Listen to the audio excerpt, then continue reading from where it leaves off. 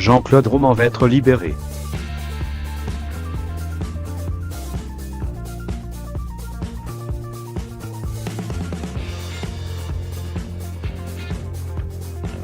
La cour d'appel de Bourges, Cher, a autorisé, ce jeudi matin, le faux docteur à bénéficier d'une libération conditionnelle, 26 ans après avoir été incarcéré.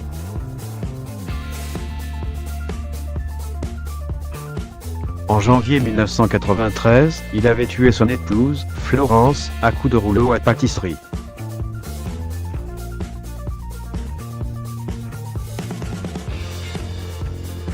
Avant de s'en prendre, dans la foulée, à Antoine et Caroline, leurs 2 enfants de 5 et 7 ans.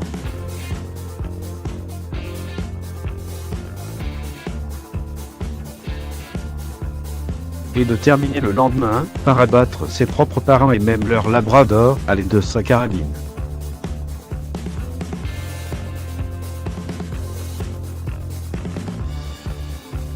Se qualifiant lui-même de monstre, il avait reconnu rapidement, lors de l'enquête, avoir décimé sa famille car elle était sur le point de découvrir qu'il n'était pas médecin à l'Organisation mondiale de la santé, OMS, qu'il lui mentait depuis 10 ans et qu'il l'escroquait pour pouvoir vivre.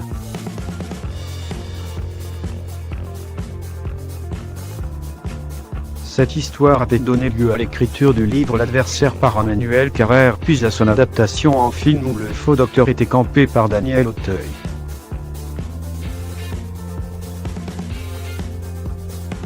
Il pouvait faire cette demande depuis 2015.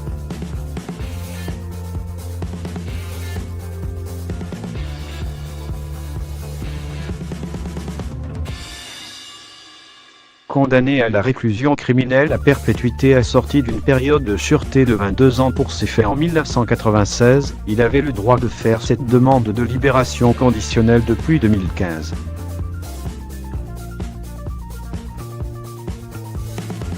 En février, après un examen en première instance, elle lui avait été refusée.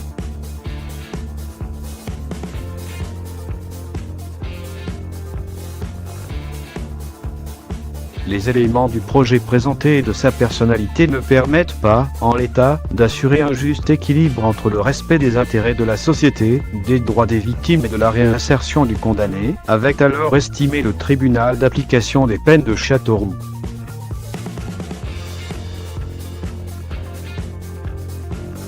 La cour d'appel de Bourges a donc infirmé ce jugement, estimant que son projet de réinsertion était valable.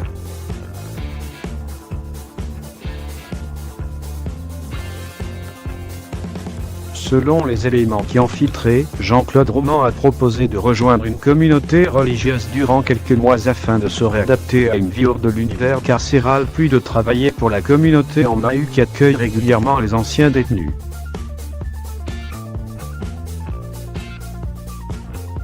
C'est extrêmement troublant et, pour l'avocat des parties civiles,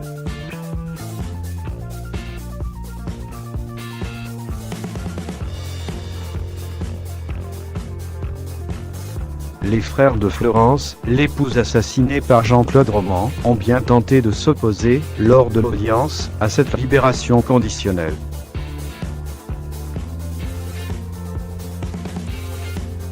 Mais ils n'ont pas convaincu.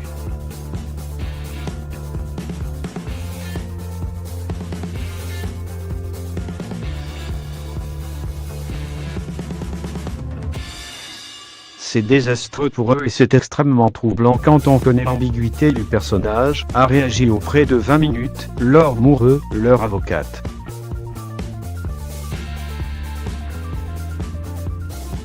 Contacté, l'avocat de Jean-Claude Roman, Jean-Louis Abat, a refusé de s'exprimer avant que la décision de libération ne soit officiellement notifiée à son client, toujours derrière les barreaux.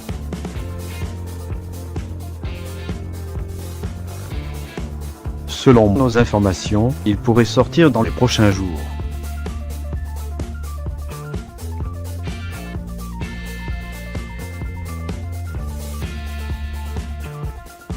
Toujours considéré comme une personne détenue par la justice, il sera équipé d'un bracelet électronique.